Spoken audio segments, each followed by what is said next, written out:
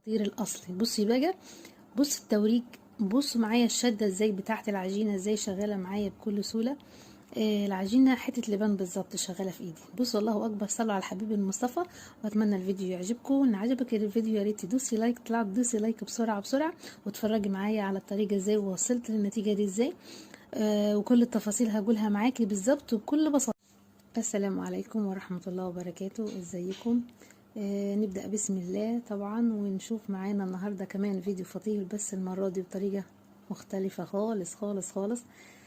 لو تمتعوا تتفرجوا على الجمال والحلاوة، الفطير الأصلي بتاع زمان، من غير استعمال لا زيت ولا سمنة ولا زبدة في الفرد. هنشوف ايه السر اللي احنا استعملناه وفردنا بالمنظر ده والجمال والحلاوة دي والطراوة والتوريجة اللي موجود فيه.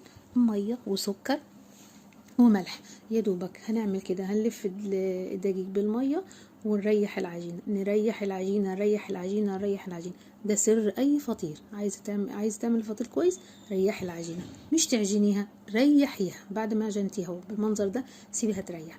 عشان لو لاحظتوا ان انا مش مستعمله لا زيت ولا سمنه ولا زبده، كل اللي استعملته الدقيق، مكون الدقيق هو اللي فردت بيه وعملت بيه الفطير كله من اول الفيديو. كل اللي انا هعمله همسك قطعه قطعه بعد ما سبتها حوالي نص ساعه او ساعه ريحت. همسك واحده. انا ركزت اكتر ان انا اعمل لكم صينيه واحده بحيث ان انت تعرفي كل تفصيله فيها. انا كل اللي بمسك اي حاجه في ايدي وبفرد الفرد اللي انتوا شايفينه ده، بوسعها بس مش اكتر. وطبعا دي النشابه الرول هي ايه الاساس معايا في كل شغلي، بوسع بيه بالطريقه دي على الترابيزه. بس اهم حاجه تكوني حاطه دقيق من تحت، ان الدقيق علشان ما تلزقش معاكي. هتشوفي كمان ان انا هحط على الاطراف وانا بنجل على الطبليه المدوره عشان يطلع معاكي بالشكل اللي انت شفتيه ده. ممكن ترابيزه السفره مربعه، بس الافضل بتبقى المدوره. لو انت ما عندكيش خبره مش هتعرفيها. ترابيزه اي حاجه مدوره عندك هتستعمليها وتعملها. لازم الدقيق، انا ما حطيتش لا زيت ولا سمنه اهو ولا زبده، كل اللي انا عملته دقيق علشان ما تلزقش معاكي. وكمان الاطراف دي بعد ما اديتها الفرد الاولاني على الترابيزه، قبل ما احط على الطاوليه حطيت بصي على الاطراف دقيق، لان انت لما بتنزل معاكي لو هي ما فيهاش دقيق هتلزق. هي لو فيها سمنه من الاول بطريقه تانية مش هتلزق معاكي، لكن انت عشان مش مستعمله اي حاجه لازم تركز على النقطه دي وانت شغاله. ويا ريت تخليكي سريعه شويه وفي نفس الوقت ما تخافيش خالص، ده انت تستمتعي العجينه في ايدك زي اللبانه بالظبط وانت بتشديها. معنى كده ان هي تطلع معاكي مورقه، معنى كده ان هي تطلع جميله وحلوه. بصوا واحده واحده بطراطيف صوابعك وما تخافيش. هاتوا من النص، شدي واسحبي لبره. ايوه كده. بصوا الجمال، بصوا الحلاوه. العجينه عشان مخدومه حلو ومتسابه كتير ريحت، هي طالعه معاكي بالمطاط اللي انت شايفاه ده. ده اسمه الفطير الفلاحي الاصلي. طعم الفطير الفلاحي فلاحي بجد، مش مليان سمنه، مش حاجه تقيله كده، لا الفلاحي فلاحي. بصوا صلوا على الحبيب المصطفى. كلها تعملي شدي ما تخافيش، شدي ما تخافيش من اي حاجه. مش هتقطع منك، وان اتقطعت منك مش هيبقى فيه اي مشكله، بس مش هتقطع منك يعني درجه. بص بقى انا بلعب بالعجينه ما شاء الله. يلا بسرعه هاتي واعملي والعبي زي كده واستمتعي وكلي احلى فطير من ايديكي، ولا اجدع فطاطريه معلمه. بص ما شاء الله اهو. كل اللي تعمليه على الاطراف، اشتغلي على الاطراف من تحت لان هي ما شدتش معاكي حلو اهو. حطي السمنه بتاعتك، اي نوع سمنه، اي زبده، اي زيت وسمنه، اي زيت زبده وزيت، اي حاجه عندك ماده دهنيه هتشتغل معاك. طبعا لو في قشطه وزبده بلدي هيبقى احلى فطير اكيد، بس الموجود في البيت عندنا هيأدي الغرض اهو. احنا مش هنكلف نفسنا، احنا بكيلو دقيق او كيلو وربع دقيق بالظبط، ومش مكمله كوبايه سمنه، عملنا منه احلى فطيره واخرنا واتغدينا. بص اهو عليك وعلى الاطراف. اهم حاجه لازم الماده الدهنيه تكون على كل طرف كل حته من العجينه علشان تشتغل معاكي حلو. وانا بطبقها زي ما انت شايفاني كده سنه سنه. بصي اهو، شدي ما تخافيش مش هتتقطع منك اهو. وانزل بالسمنه خفيف كده بايديكي ما تتجليش، واخد الطرف التاني واتنين اكنك بتطبقي كيس مخده، بتطبقي اي حاجه في الهدوم. بص انت بتطبقيها بهدوء تطلع معاك مظبوطه وتبقى حلوه. استعملي العجين بالظبط زي كده وصلي على الحبيب المصطفى. وبصي اهو شدي واديها سمنه تبقى ما شاء الله عليكي. خد الطرف التاني ده اهو. كده انا عملت واحده، دي هسيبها واريحها. بصي الفقاقيع اللي طالعه دي والبجاليل دي، ده معناها ان هي مليانه هواء. كده تطلع معاك ان شاء الله مورجه وتبقى احلى فطير باذن الله. انا هحطها كده في صينيه. على فكره انا ممكن بعمل 3 أو 4 في بعض وتبقى الصينيه كبيره، بس انا وريتك ان دي واحده بس يعني عشان تبقى تعرف تعمليها. اعملي واحده كمان علشان هنحط الاتنين في بعض عشان تديني سماكة اكتر وتديني حجم الفطيرة حلو. اهو بكل سوق نفس الطريقة هعمل نفس الحركة اللي عملتها، الدقيق على الاطراف، ما تنسيش الخطوة دي مهمة جدا اهو، والاطراف كده، وبالنشابة الرولة هشتغل داير ما يدور. كتير سألني ايه اللي انت بتفردي دي اسمها نشابة رولة، ب10 جنيه او ب12 جنيه او ب15 جنيه عند اي محلات ادوات منزلية او ادوات بلاستيك. تمام، بتشتريها وبتشتغلي بيها، ولا عود ولا اي حاجة. برضو بشد بنفس الطريقة اللي عملت بيها المرة اللي فاتت، بس كل ده عشان انا سايبة العجينة ريحت. لو استمتعي وشوفي بطريقة سهلة وبسيطة خالص اهو.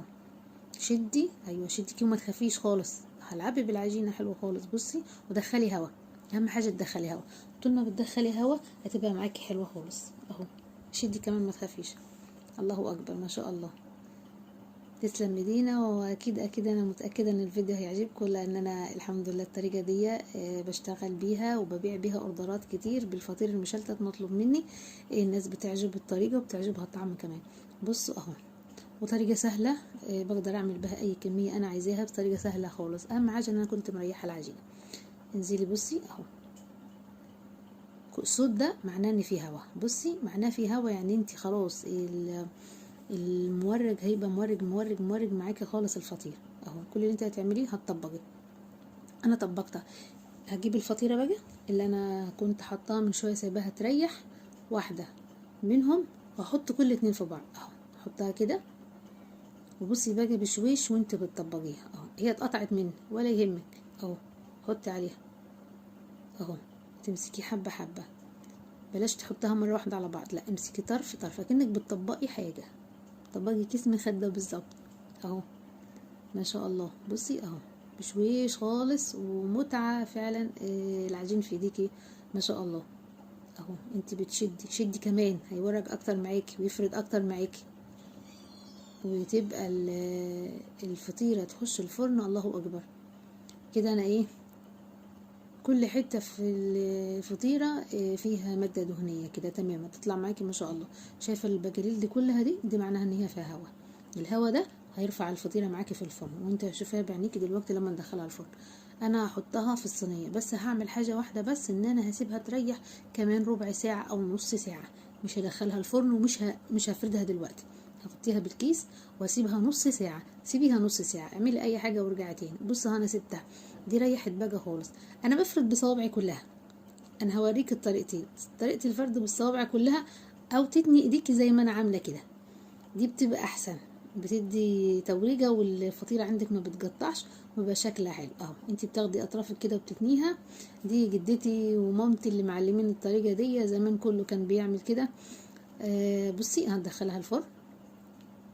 اهم حاجه الفرن بتاعك يكون سخن، ما تدخلهاش على الفرن بارد علشان لازم سخن عشان تطلع معاكي حلو وتجيب معاكي وتورق. طبعا عشان انت دهنها حلو هتطلع معاكي بالشكل اللي انت شايفاه ده. صلى على الحبيب المصطفى وما شاء الله. الله اكبر.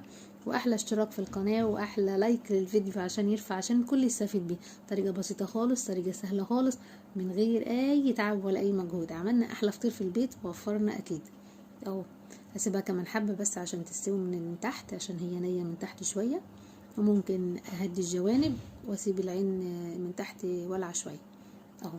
دي تسويه الفطير برضو، يكون الفرن عندك متوسط الحراره، بس قبل ما تدخليها لازم الفرن يكون صح. صلي على الحبيب المصطفى وبص بقى الفطير وجماله، طلعت احلى فطير. الله اكبر ما شاء الله. طريقه حلوه خالص وبسيطه. اظن تسلم ايدي، واظن كمان استاهل لايك على الفيديو، لايك لايك لايك علشان يرفع معانا الفيديو. والقناه بقى ايه، يا ريت تشتركوا فيها عشان في فيديوهات تانية جديدة حلوة للفطير، وفي حاجات حلوة تانية جاية لعيد الأضحى إن شاء الله هنشتغل عليها، عيش الظل وعيش الشمس وحاجات كتيرة خالص. والسلام عليكم ورحمة الله.